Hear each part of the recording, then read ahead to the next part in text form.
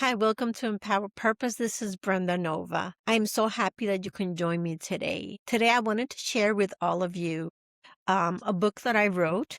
It's called Braving the Bipolar Storm, A Mother's Journey of Love and Resilience. And I wanted to share with you why I decided to write this book. And I think that it's huge. I think that it's so needed because many people, like ourselves, like my family, like my husband and I as parents, also find themselves struggling through similar situations. And I think that even in today's time, more and more so, we're seeing this. I am a mother of four beautiful children, and we brought up our children in church. And, a lot of people believe that just because you go to church or just because you believe in God, that there's no such thing as mental disorders. And the fact is that even in today, more and more people are struggling with mental disorders. And for some reason or other, it is a hush hush topic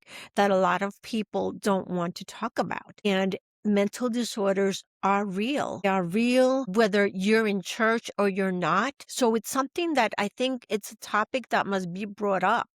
It's a topic that parents should be allowed to talk about without having the fear of being judged or criticized. I want to tell a lot of your parents out there, if you are experiencing this with your children, no matter how old they are, do not blame yourself. Go ahead and I want to share our story because when we started realizing that our son was experiencing mental disorder, struggling with mental disorders and also drug addiction, it was something that we did not expect. It took us off guard. It was very hard. But at the time, one thing that I learned through all this experience is at that moment, do not put people first. Do not give the others around you a priority. Your priority is your child. Your priority is your family, your home.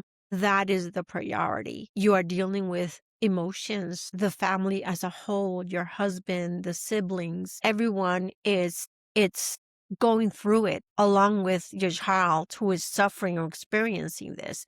And drug addiction is huge now. We see it. It doesn't have an age. There are so many young kids nowadays, even in middle school, starting in drugs, unfortunately. And I think it's very important that we learn to see the signs of this. When is it that we start seeing a change in our child? When we start seeing something different, whether they distance themselves from us, they just want to be alone, they just want to be in their room. There are times that we just feel like, hey, we're not the enemy here, but they just don't want anything to do with us. And at that point in time, it's not about taking it personally. It's about acting on the signs, seeing the red flags. When we went through this with our son, it was very difficult, very hard, not to the point about what people are going to say, because that was the last thing that we worried about. It was so heartbreaking for us to know. And as a parent, you experience so many things. Like I've said in my previous episodes, me personally, as a mother, I was experiencing feelings of guilt, feelings of failure. Where did I fail? How could I not see that my son was going through these struggles? How did I miss it?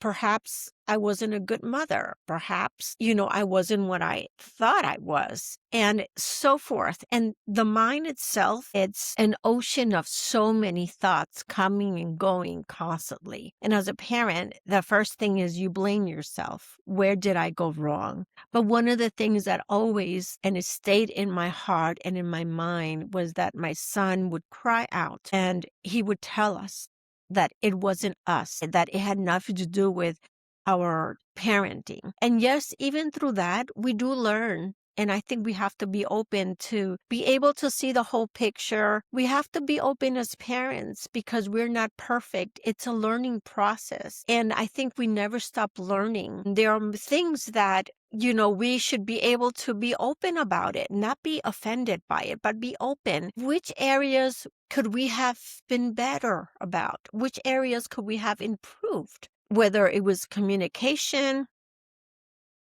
uh, or other things, once we learn to be that better person, the bigger person, and say, you know what, I could have done this better. And you come together as a family with your parent, as a parent, with your child, with your children. It's huge. And I think it's very important right now.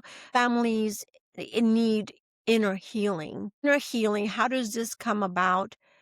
By communicating with what each feel, with what you feel as individuals, communicating to one another, and be able to realize it's not about judgment or feeling criticized. It's about wanting to have that inner healing, wanting to make that difference, wanting to make that change. So that's the reason why I wanted to go ahead and share a chapter of my book. This book is available in Amazon under Brenda Nova. If you look under Brenda Nova, I am there, and you will see all my books. And if you are out there as a parent, if you are struggling with a teen, or it doesn't matter the age, struggling with substance abuse, struggling with mental disorder, bipolar, depression, anxiety, whatever it may be, which we are seeing it more and more, and you feel that you're all alone and you feel there's no one that understands you, I invite you to purchase my book, because it allows you to feel that you're not alone. And our prayer, our strength has been our faith in God, knowing and believing that when we reach our limit, we can only do so much. And as humans, as parents, we tend to want to fix everything. And we reach a point where we can't. But we have to believe that God is in control. That God has the power to go ahead and reach to the depths of the hearts of those experiencing drug abuse, experiencing mental disorders. We can't do it, but He can. And when we hold on to that faith, when we hold on to that and hold on to keep praying and knowing that God is in control, that when we reach a point that we can't anymore, He takes over. He's with our children 24/7. He's with them constantly, taking care of them. That's what I want to express. You are not alone. Keep going, keep praying, don't give up. There is a light at the end of the tunnel. Our children is in God's hands. He protects them. He guides them. Even when we may not see that He's working, or we think He's not working, or we think that He's not listening, or we think He's not seeing, He is seeing, He is listening, He is working. He is doing everything at His perfect timing and in His perfect will. So I want to read to you chapter 9 of my book, and the title is The Road to Healing. The road to healing has been anything but linear. It's been full of twists, turns, setbacks, and breakthroughs. Yet, what we've learned as a family is that healing is a journey, a continuous process of growth, discovery, and perseverance. While it can be a long, difficult path, it is also a deeply rewarding one, filled with moments of transformation and hope. In the early stages, healing felt like an impossible goal. The weight of our son's mental health challenges and substance abuse struggles seemed too heavy to bear.